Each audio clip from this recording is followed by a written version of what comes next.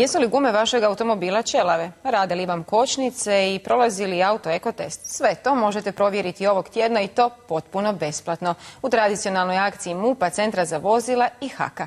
Više donosi Vanja Kranic. Kočnice dobro primaju. Uredan je i ekotest. Sistematski pregled Marijova automobila, kaže, ispravan je. Auto ima i godina i sve, pa onda je bolje ipak pogleda za svaki slučaj, ako može češće. A ovaj tjedan takva je provjera besplatna i pristupaju sve više vozača.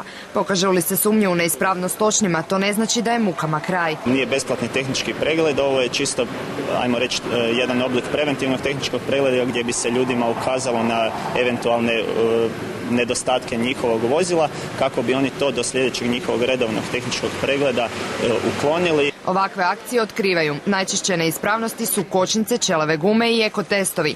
I dok je prosječna starost automobila 11 godina, 21% svih vozila, odnosno svako peto, na hrvatskim cestama prošle godine bilo je neispravno. Što je vrlo blizu rezultata razvijenih država Europske unije.